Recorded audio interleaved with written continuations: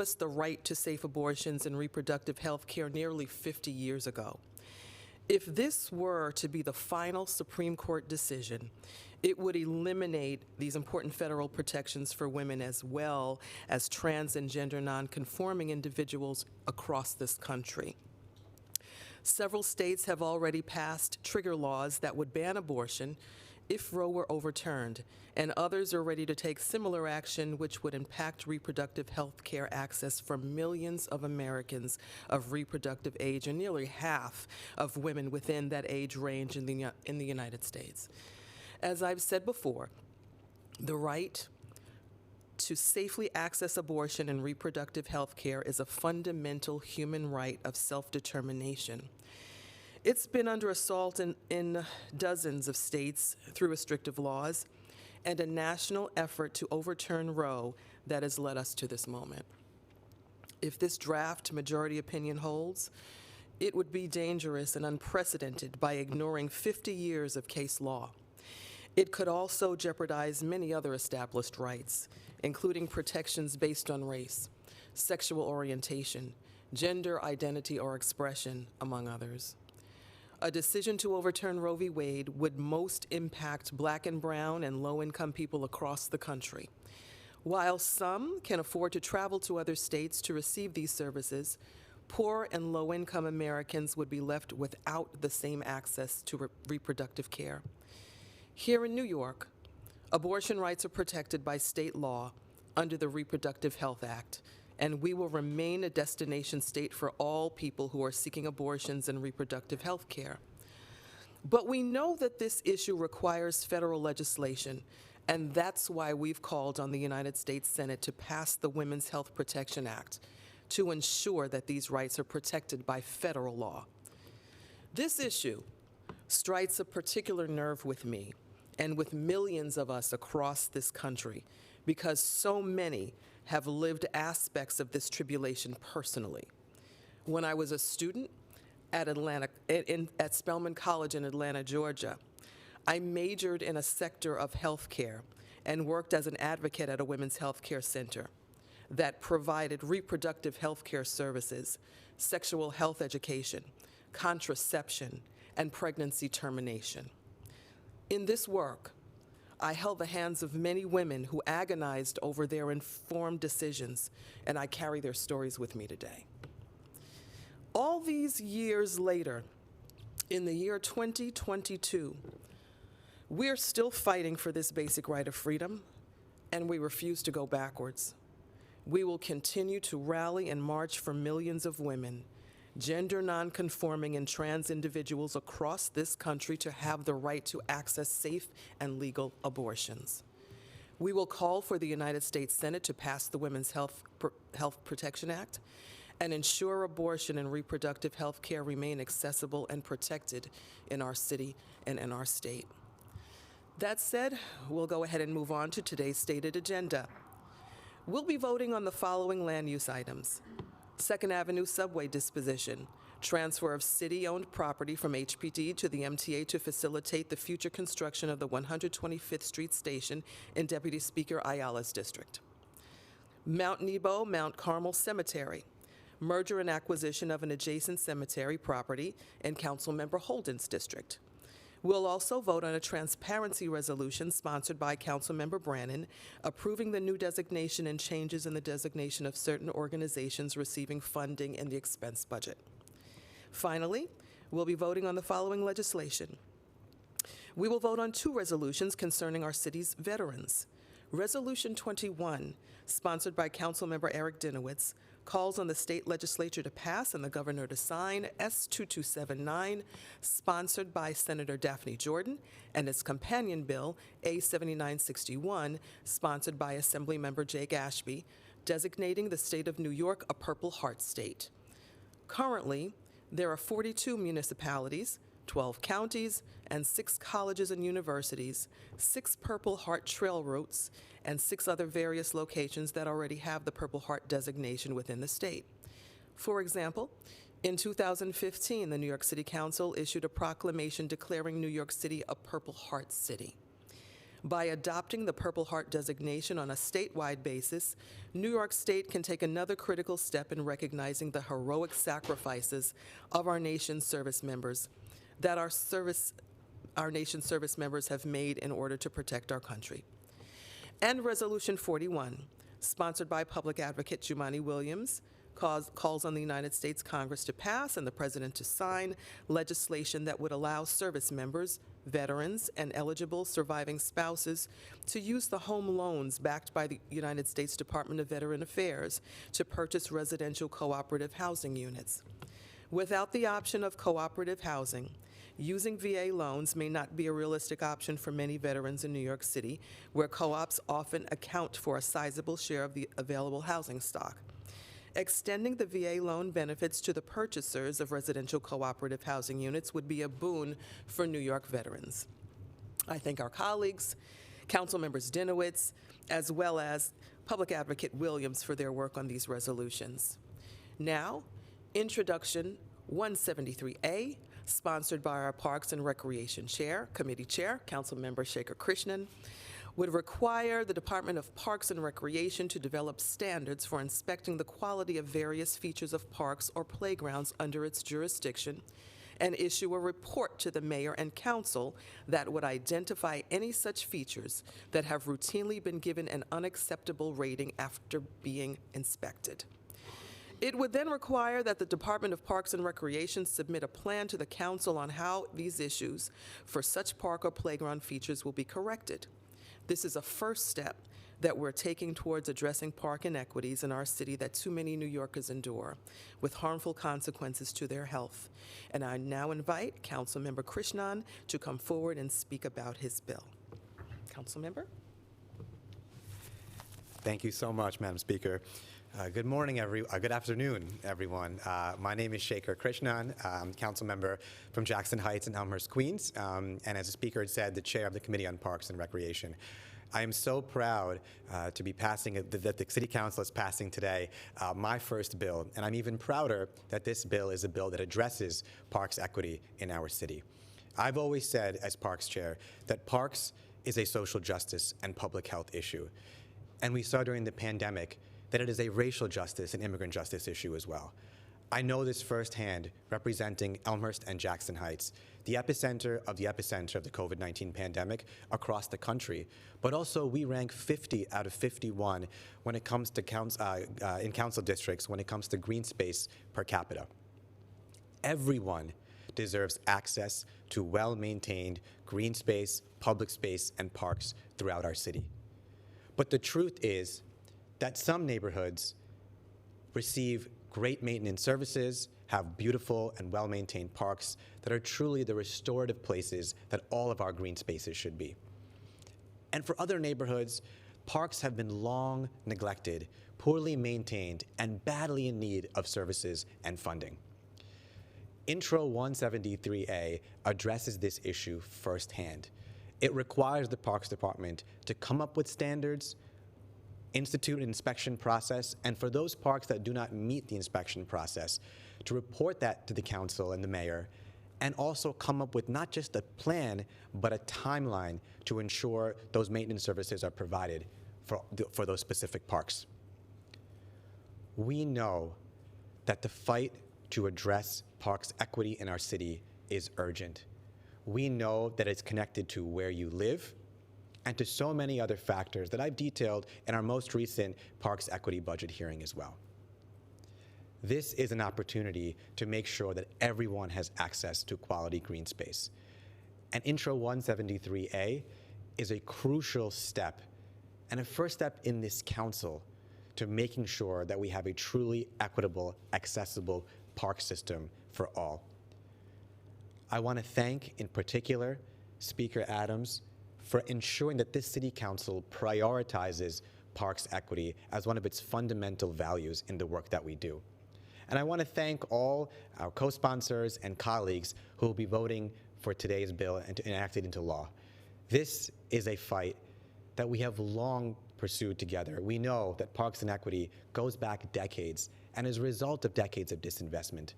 But now, with Intro 173A, we are taking measures to proactively address and solve those problems of inequity when it comes to our parks. We all deserve access to clean, well-maintained green space. Thank you so much. Thank you very much. Thank you very much, Councilmember Christian, for your commitment to parks equity. And I congratulate you on your first piece of legislation today. So now we will take any on-topic questions first. I have a question for Councilmember Christian. You mentioned that your district is 50 out of 51 in terms of green space. What other efforts do you think you and the council can do to create more green space, especially knowing real estate, I guess, is the issue in New York City, but what can you do and the council as a whole do to expand parks in your district and other districts like yours that don't have as many? Sure, that's a great question. I think as a first step, it requires a perspective which we as a council have and our entire city government needs to have too, that parks are essential to our health and well-being. I'm proud to have introduced with all my colleagues in the Parks and Recreation Committee a 5-point plan that we announced at Flushing Meadows Corona Park just a couple months ago.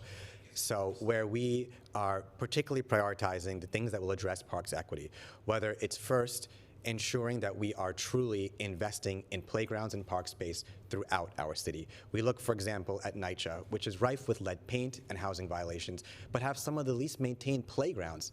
All families, and especially children in our public housing, deserve to have well-maintained playgrounds. We have to make sure also that we are fighting to ensure that we are creating green spaces where we haven't had them before. So for example, rethinking our public spaces too, like in Jackson Heights, our 34th Avenue open street, which is a prime example of reimagining street space in a way to create more green space as well.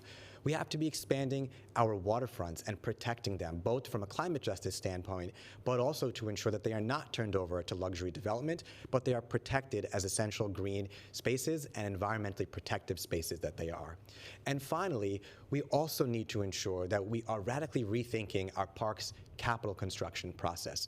Right now, we have to make sure, and one of the points of our 5-point plan is to ensure that we are creating a capital process that is effective and efficient to build parks as quickly as possible and to expand green spaces. And finally, as I've said over and over again, and so many parks advocates have said too, we need to ensure that we achieve 1% or $1 billion for parks. That is the way to make sure to correct long-standing inequities when it comes to budget in our budget inequities in our city as well. Great response. Yeah, sure. On the Parks Capital Plan, it's kind of a train wreck. It takes years to get anything built. Projects always run way over budget. Bathrooms cost millions of dollars. What are you going to do to fix that? We need to see the parks capital process as a crucial part of expanding green space. But as you pointed out, the biggest issue is it takes so long, there's so many cost overruns, a bathroom itself costs millions of dollars and time to build, and they're not even accessible, for example, for parents of young children, whether they don't even have changing rooms, for example, either, or changing stations for parents of young children. I know that as a parent myself of young children. What we need to do, and that's one of the points of our 5-point plan that we announced, and deliberately so at Flushing Meadows Corona Park, is to create a capital process. And in particular, we've called for a Parks Construction Authority, one that really can oversee the parks process, utilize features like design build, similar to the way in which we have a school construction authority, to make sure that we are fast-tracking capital projects. One of the best examples I give is in my neighborhood of Jackson Heights. The renovation of Traverse Park, our only park, took 10 years to do, but PS 398, which is formerly White Castle headquarters under SCA, took several years to have the space built as a school and to have the students sitting in their seats. And so when we think about our parks capital process, having a parks construction authority, rethinking the timeline and the way in which we push the process forward is a crucial part of ensuring that we are spending our dollars efficiently and we are getting parks built quickly too.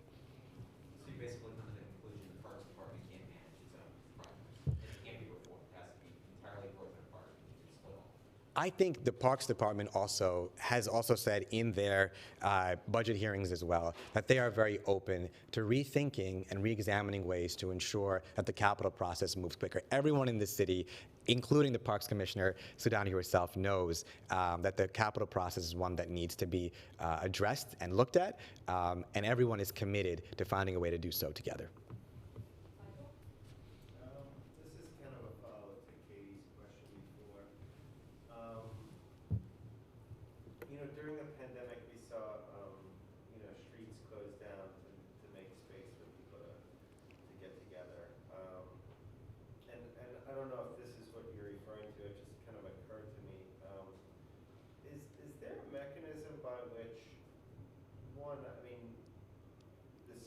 that permanent? And two, by closing that street, the street gets torn up and turned into green space. And if there is a mechanism, could you kind of talk about it, describe how that works? Is that even something that's on anybody's radar as a possibility? Well, thanks for the question, Michael. You know, as I mentioned before too, reimagining our street space, reimagining our public space to be for pedestrians and people, I think is a crucial step we need to take coming out of this pandemic. I know that firsthand because our 34th Avenue open street in Jackson Heights, I proudly say, and I know I'm bragging, but I do believe it's true too, is the model open street for all of New York City. 30 blocks long. During a pandemic when we have no open space, families would spend so much time out there during the day walking. We'd have so many cultural celebrations, children running, walking down the open street at school dismissal time and at drop-off time in the morning. It has been a lifeline for our community. And I'm proud that, you know, unfortunately, we had to have a pandemic really challenge us to rethink our street space. But I'm proud that we now have an open streets program in our city, and we're seeing open streets come up in different communities as well.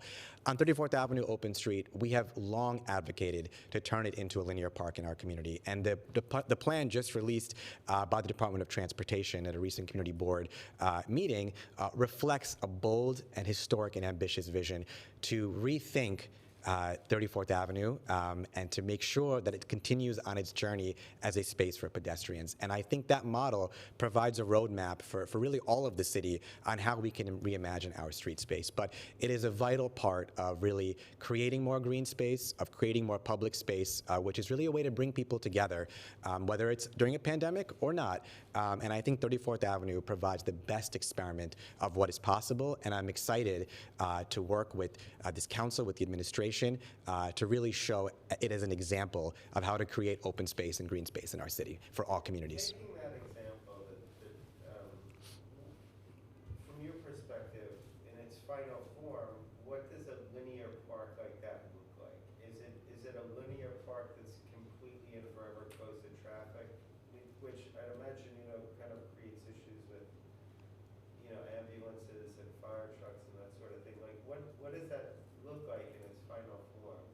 Well, so I think, you know, it is a process working closely with the community, and as you might know, in Jackson Heights, the community has been overwhelmingly supportive. This open street is beloved for our community, and it's to really transform it into a space for pedestrians. And I think that this plan that the DOT has announced as well, and I've worked with them closely on it too, reflects two most important values, which I think we need in any kind of open space, and especially in open streets: safety. Pedestrian safety, first and foremost. We've been a community where there have been so many children who have been hit by cars and seniors and other pedestrians, and accessibility, making sure that it's an open street that is accessible to all, including emergency services. And I think when we think about public spaces, those are two of the most important values that we as a city need to ensure that we're addressing with all open spaces. I know we're going to do it, and we are doing it in Jackson Heights and throughout all across our city streets as well. I'm sorry, you have limited time, so we'll go to off topic unless no other reporter has any on topic. Okay, so off topic. Oh, off topic, on topic? Oh, off topic, yeah, and we just have limited time, so we'll follow up. Oh, how much time do we have? I know Steve is supposed to start right around 1:15, so we want to talk on 15, so let's go to off topic, if that's okay. All right, well, it's tangential, as it touches both land use and parks. You expressed an opposition to handing waterfront over to, you described them as luxury developers. That's you're in charge of you work. One of the biggest, newest parks in the city was financed in part by private development on the Brooklyn waterfront. Do you think the Brooklyn Bridge Park was a mistake, or is it a model to be replicated?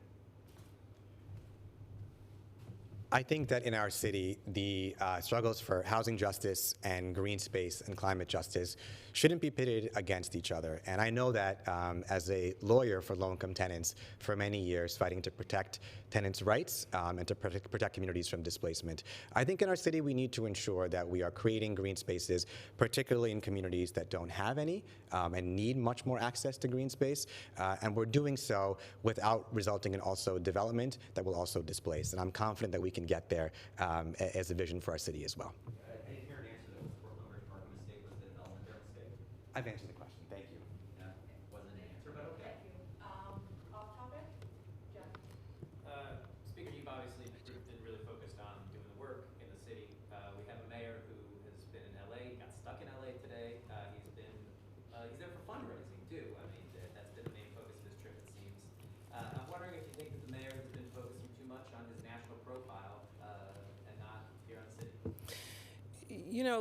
Jeff, I get a lot of questions about the mayor and his movements and, his behavior, and I still say I can't speak for the mayor, I can only speak for the way that we move in the council. So that's going to be my answer to you on that question. What I will say is that it's budget season, we know that, and we are focused in the council to getting there, to making our moves, the best moves that we can make for the people. The mayor's schedule is what it is, and, and we continue to move forward in the budget process. And quick follow-up, actually, it's totally unrelated, but just one quick comment on the bill being introduced about taking off taxes on liquor stores for this year. That's being introduced, the mayor has already endorsed it, wondering if you're supportive of that and it's going to move. We're evaluating that. As a matter of fact, we were in B&T yesterday discussing that. So we are still evaluating everything that's come before us in the budget process, and we're still moving along in discussion. Now, I know you don't speak for the mayor, but I was wondering if you could just offer an opinion to us on, some of the performances at the Inner Circle show, which some thought were offensive. What's your review? Did you give it thumbs up, thumbs down? Did you take offense to some of what was portrayed there at the tail end of the Inner Circle show? I love that question. First of all, I was really looking forward to it, Michael. It was my first time attending. And, I looked at the booklet, and quite frankly, I'm trying to figure out now, which character am I? I don't know. Which one? And then to see the phenomenal, legendary Jane Tillman Irving walk out there and say, "I'm Adrienne Adams," blew me away. I looked at it as totally satirical. And for what I was told the evening would be, it was exactly that. So I expected to really be roasted and harpooned and, whatever. So I expected it. My skin has become very, very thick over the past few years. And for me, it was hilarious from beginning to end. It could have been a little shorter. I'm sure everybody there that would agree it could have been a little shorter, but for my take on it, I enjoyed it thoroughly and I laughed my head off.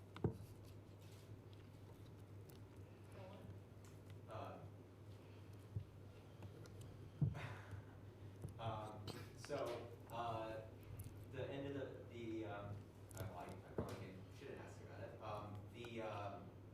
Your taxes. Are you going to come to a decision?